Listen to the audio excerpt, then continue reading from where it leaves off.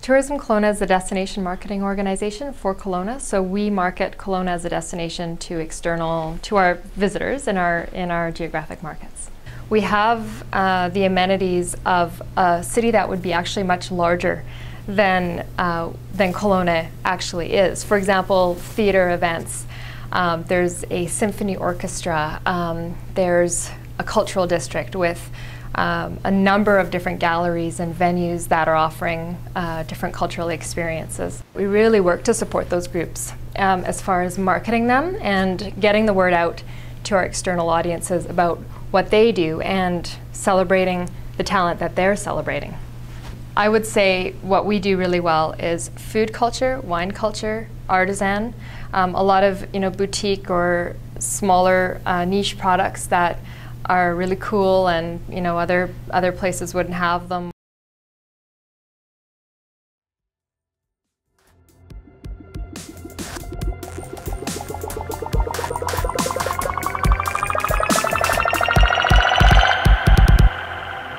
Evolution complete.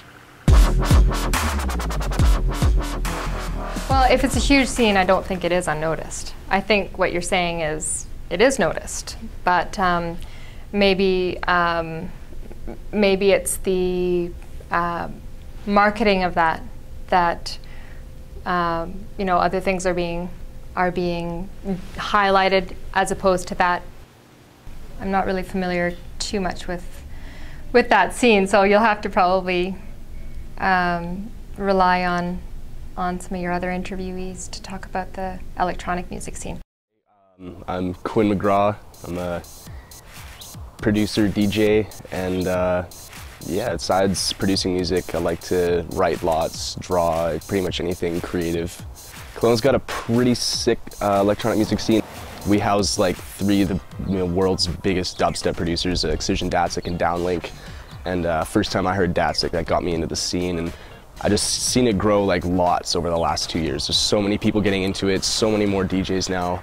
Lots of raves all the time. Even the clubs started bringing in a lot of electronic artists, so.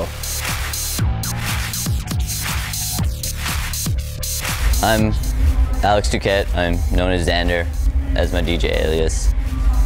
Yeah.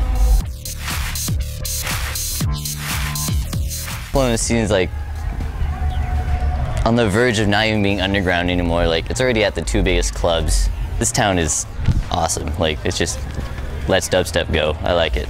I really love it here.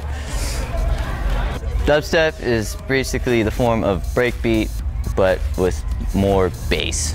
I would say it's a really sick way of, I don't know, almost, I'm trying to find the words to sum it up. It's bizarre music.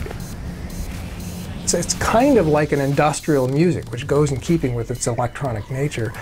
Lends itself well to dance, of course, and I think in a culture where the idea of a rave or something like that is an acceptable idea, to our grandparents and great-grandparents that would seem like a weird thing, but for us it's okay, fine.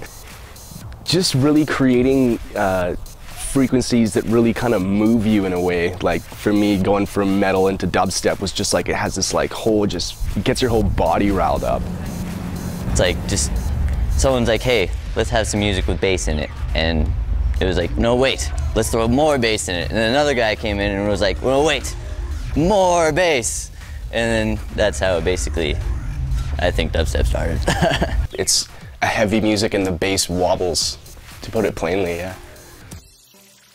I spend hours sitting here learning and like trying and like writing, like I have a friggin' piano and people are trying to tell me that, you know, you're a producer, you don't make music. It's like, dude, piano, music, like.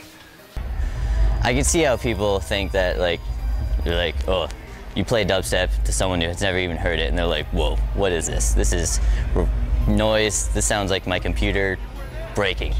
Well, my first knee-jerk reaction is to just invite people out to our show, because the kind of DJ music that we have at our shows it's pretty like well varied. It's not just dubstep or breaks or house. We actually have quite a bit of diversity. So for me, it's all about seeing if somebody has an open mind or not. I think that's really the first battle.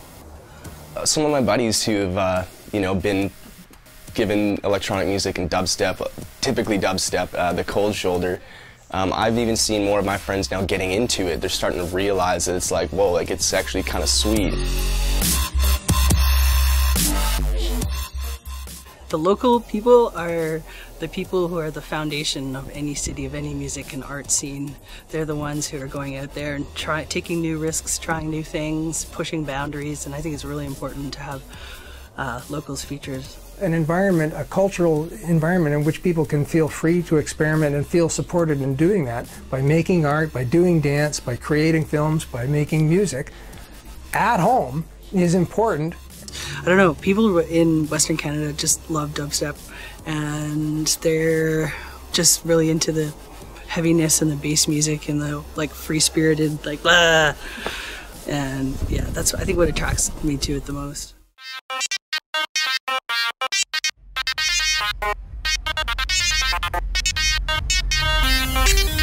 Just to make people have fun and dance is probably like the greatest feeling I've ever had. Like, have a big drop or some crazy build up and people are just loving it.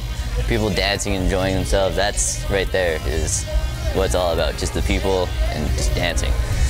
No money, no nothing. Hold on to your butt.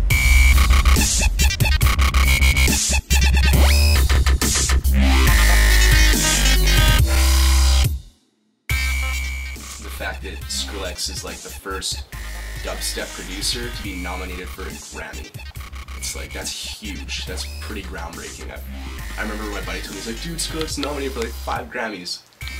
I didn't know what to say. I was like, really? Like he makes gnarly dubstep and he's at the Grammys now? Like.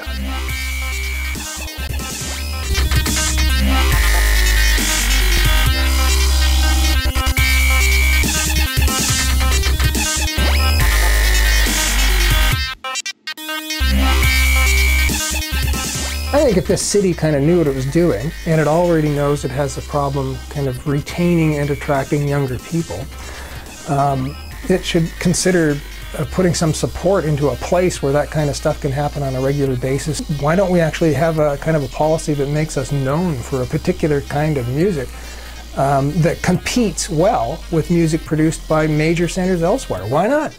I think we would be all over helping to talk about those types of events in our social media if there was a dialogue or if there was a connection there somehow.